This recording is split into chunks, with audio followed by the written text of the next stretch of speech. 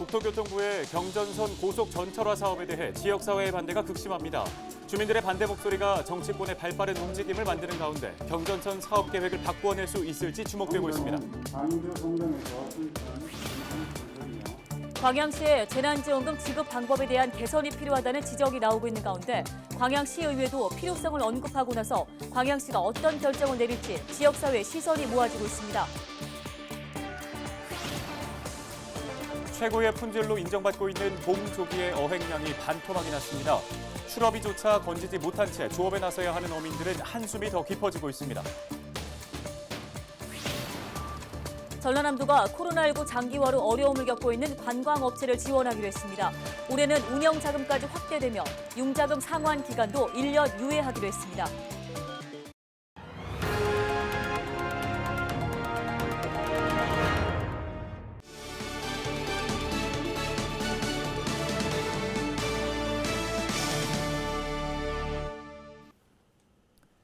여러분 안녕하십니까? 헬로 TV 뉴스입니다. 첫 소식입니다. 국토교통부의 경전선 고속 전철화 사업 가운데 순천 지역의 노선 문제 보도해드렸죠. 지역사회에서는 도심을 통과하는 노선에 대한 반대가 극심한 상황입니다. 주민들의 반대 여론이 빗발치자 정치권에서도 경전선 사업 계획에 대한 전방위적인 압박을 가하고 있습니다. 서경 기자가 자세한 소식 전해드립니다. 논란 속에 진행된 국토교통부의 경전선 고속전철화 사업 관련 주민 설명회는 반감만 더 키운 꼴이 됐습니다. 주민과 시민사회단체는 일방적인 사업계획 발표에 반발하며 설명회를 중단시키기도 했습니다. 뿔난 주민들의 이야기를 들어주리라 기대했지만 용역사의 브리핑이 있었을 뿐 국토교통부 관계자는 단 한 차례도 마이크를 잡지 않았던 겁니다. 소병철 국회의원은 반쪽짜리 주민 설명회 개최 내용에 대해 국토교통부에 공식적으로 항의한 상태입니다. 국토부가 무성의하게 응대하는 바람에 주민들이 화가 나고 실망한 분위기를 생생하게 전달을 해주더라고요. 그래서 제가 법사위 중간에 국토부 측에 이 문제점을 다시 전달을 하고 국토부에서 그래서 후속적인 어떤 조치를 좀 생각을 해보겠다. 그런 부분에 대해서 긍정적인 답변은 했습니다. 순천시는 대안을 찾는 데 집중하고 있습니다. 우선 노선을 지중화하는 방안 한 가지와 우회하는 노선 한 가지를 두고 고심하고 있습니다. 이달 말쯤 주민들의 의견과 사업성 검토 내용을 담은 자체 용역을 발주할 계획입니다. 도심을 우회하는 노선으로는 3가지 안이 언급되는데 벌교 경계에서 순천 전라선으로 연결하는 방안, 별량면 상림 사거리에서 전라선으로 연결하는 방안, 마지막으로 순천만 IC에서 성산역으로 연결하는 방안을 검토하고 있습니다. 학술 영역을 지금 추진하고 있습니다. 이 추진은 한 8개월 정도 소요될 예정으로 지금 저희들이 진행하고 있습니다. 이 영역 과정에서 순천 시민과 공감대가 형성되는 좋은 대안으로 국토부에게 검토를 할 계획입니다. 순천시의회도 주민들의 의견을 모아 국토교통부에 대안을 제시할 수 있도록 집중하겠다는 계획을 밝혔습니다. 순천시가 진행하는 용역 결과가 경전선 고속전철화 사업 기본계획에 반영될 수 있도록 중앙정치권과 함께 대응해 나가겠다고 설명했습니다. 우리 순천시의 최적안이 반영될 수 있도록 국토부에서 그 기본 계획 그 용역을 일정을 좀 검토를 해주십사 하는 것을 거듭 저희들이 촉구할 예정입니다. 순천 도심 통과 구간 5km를 두고 뜨거운 감자로 떠오른 경전선 고속전철화 사업. 지역사회 반대 목소리가 정치권의 발빠른 움직임을 만드는 가운데 경전선 사업 계획을 바꿔낼 수 있을지 주목되고 있습니다. 헬로티비 뉴스 서경입니다. 2주 전 저희 뉴스에서는 광양의 재난지원금 지급 결정 소식과 함께 지급 방법에 개선이 필요하다고 지적했었는데요. 네, 헬로티비 뉴스의 보도가 나간 뒤 17일 열린 광양시 의회 임시회의에서 이에 대한 지적과 질의응답이 이어졌습니다. 김신혜 기자가 취재했습니다. 지난 3일 헬로티비 뉴스에서는 지난해 광양시 재난지원금이 광양사랑 상품권 카드로만 지급돼 혜택을 제대로 누리지 못한 상인들의 목소리를 담았습니다. 우리 시장에서는 별로 쓰신 분들이 없습니다. 솔직히 영세업자들 이렇게 시장에 노점 이런 상인들은 그런 시설이 안 돼 갖고 있어요. 올해도 재난지원금이 광양사랑 상품권 카드로 지급되면 이들은 또다시 사각지대에 놓이기 때문입니다. 문제 제기 후 2주가 지나 열린 광양시의회 임시회. 시정질문에서 관련 지적이 다시 나왔습니다. 이 카드로만 지급이 되다 보니까 여기에서 또 반사이익을 보지 못하는 또 계층들이 또 생깁니다. 작년에 한 700억 정도의 우리가 광양사랑 상품권을 발행을 했지만 그분들 같은 경우는 단 1원의 반사이익도 보지 못했다. 그러면서 백 의원은 카드와 함께 병행해서 지급할 대안이 필요하다고 강조했습니다. 예를 들자면 우리가 지류를 지금 발행하기가 현실적으로 어렵다라고 하면 현재 시중에서 유통되고 있는 온누리 상품권이라도 구입을 해서 이에 대해 답변자로 나온 경제복지국장은 온누리 상품권 사용의 경우 한계가 있다고 답변했습니다. 하지만 뚜렷한 해답은 내놓지 못했습니다.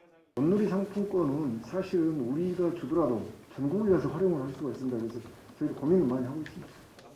이어 가맹점 등록 제한과 관련해서도 질의응답이 이어졌습니다. 지역화폐 가맹점 등록 제한이라고 해서 연매출 10억 원을 초과하는 사업자도 가맹점 등록을 해주지 않고 있습니다.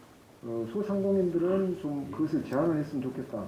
우리 일반 시민들은 선택의 공간이 너무 좁기 때문에 거기를 막아버리면 굉장히 어렵다. 이게 두 가지 조건이 있기 때문에 그것도 검토하겠습니다. 여러 질문과 답변이 오갔지만 결국 시원한 해답 없이 질의응답 시간은 끝이 났습니다. 광양시는 재난지원금 지급 시기와 방식을 아직 검토 중이라고 밝혔습니다. 검토 단계인 만큼 대안을 마련할 시간이 있어 보이는데 광양시가 어떤 결정을 내릴지 관심이 주목됩니다. 헬로티비 뉴스 김신혜입니다. 다음 소식입니다.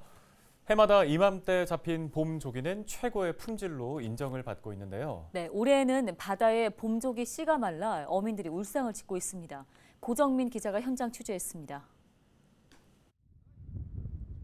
목포의 한 부둣가에서 선원들이 그물을 정비하느라 분주합니다. 봄조기가 잡히지 않아 붓에 어획에 쓸 그물을 새로 짜고 있는 겁니다. 조기 어획량이 없어가지고 따르는 어장을 해요 지금. 지금 이게 조기 큰 거 잡으려고 온 거예요. 이게 부세라고. 조기 재배는 끝났고 이건 이제 조기 사촌 부세 잡으러 가요. 부세. 1월 한 20일 지나서부터는 없어요. 떨어졌어요. 조기가 없어요? 네, 아예 없어요. 어민들이 조기잡이를 포기한 탓에 수협 위판장 분위기도 썰렁하긴 마찬가지. 2월부터 잡히기 시작하는 참조기가 자취를 감추자 덩달아 수협 위판 실적도 부진을 면치 못하고 있습니다. 전에 풍어 때는 한 배가 보통 300개에서 많게는 7, 800개까지도 잡고 그랬었어요. 한 배가 20상자, 30상자 정도밖에는 못 잡아요. 육질이 탄탄할 정도로 씨알이 굵고 알이 차기 시작해 연중 이맘때면 맛이 으뜸인 참조기. 하지만 올해 2월부터 3월 중순까지 잡힌 조기의 양은 62톤 정도로 2년 전과 비교하면 어획량이 반토막 났습니다. 위판액도 올해 봄에는 5억 8천만 원에 그쳐 2년 전 24억 원과 지난해 15억 원과 비교하면 3분의 1 수준 이하로 떨어졌습니다. 조기 어획량이 감소하면서 덩달아 가격은 급등했습니다. 조기 100마리가 담긴 한 상자당 가격은 평균 87만 원 선. 지난해 같은 기간보다 17만 원 정도 올랐고 한 상자에 120만 원을 넘어선 것도 있습니다. 수협에선 2월 들어 강풍이 부는 날이 많아 어민들이 제때 출어에 나서지 못한 데다 낮은 수온 때문에 조기가 잘 잡히지 않은 것으로 보고 있습니다. 기상 상황이 상당히 안 좋아가지고 이 앞전사리 같은 경우에는 유자망 배들이 한 사리 자체를 전부 다 기상 상황 때문에 쉬었습니다. 수온 자체도 아직 많이 차갑고 해가지고 그래서 아직 조기 양이 조금 적은 것 같습니다. 3월 중순부터는 조기잡이철이 거의 끝나는 시기. 출어비조차 건지지 못한 채 조업에 나서야 하는 어민들은 한숨이 더 깊어지고 있습니다. 헬로티비 뉴스 고정민입니다.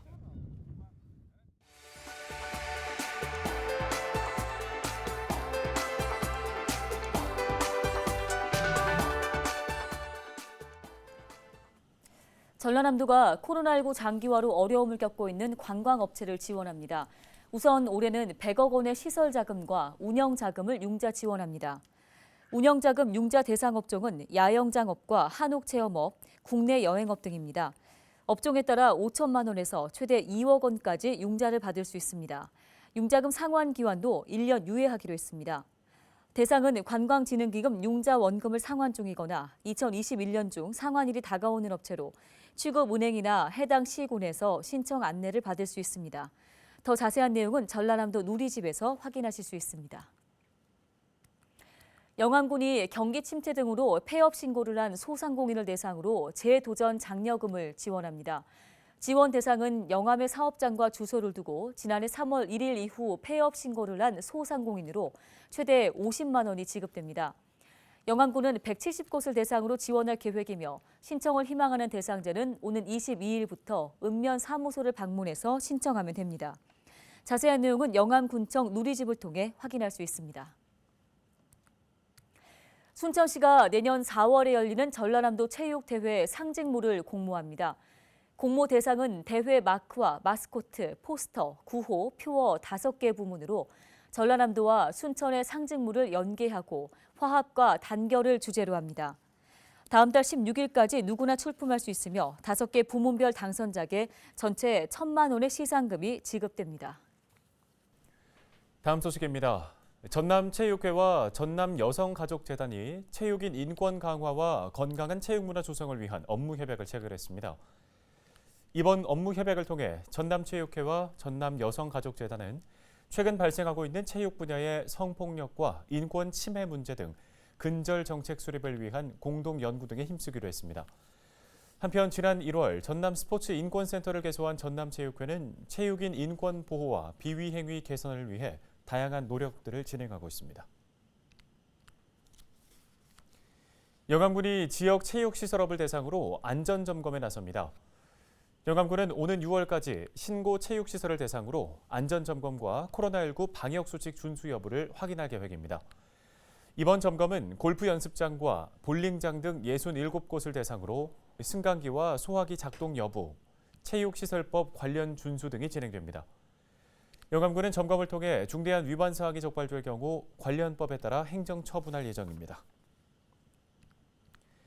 여수시가 다음 달 1일부터 전남 첫 이동 노동자 쉼터를 운영합니다. 여수시는 학동 선소상가에 이동 노동자를 위한 쉼터 운영을 시작한다고 밝혔습니다. 운영 시간은 평일 오후 4시부터 다음 날 오전 6시까지이며 대리운전기사나 퀵서비스, 택배기사, 학습지 교사 등 이동 노동자 누구나 자유롭게 이용할 수 있습니다. 순천시가 올해 노인 일자리 사업을 확대 운영하기로 했습니다. 순천시는 올해 사업비 114억 원을 들여 3,300여 명의 어르신에게 다양한 일자리를 제공한다고 밝혔습니다. 사업 유형으로는 공익활동형과 시장형, 취업 알선형 등이며 활동수당으로는 한 달에 27만 원에서 최대 71만 원까지 지급할 예정이라고 설명했습니다. 진도 시티투어버스가 운행을 시작합니다. 진도 시티투어버스는 토요 민속공연과 진돗개 테마파크, 울림산방, 진도타워 등 진도군의 주요 관광지를 둘러보는 상품으로 20일부터 운행이 시작됩니다. 이용객들은 무안 남학신도시와 목포 하당, 목포역에서 탑승해 진도의 관광지를 둘러볼 수 있습니다. 고흥군이 고흥 관광을 홍보하기 위해 청년 PD 5명을 모집합니다. 비대면 관광 트렌드에 맞춰 숨겨진 관광지, 먹거리 등을 찾아 체험형 홍보 콘텐츠를 제작하고 고흥 관광 공식 블로그와 개인 SNS에 게시하는 방식입니다.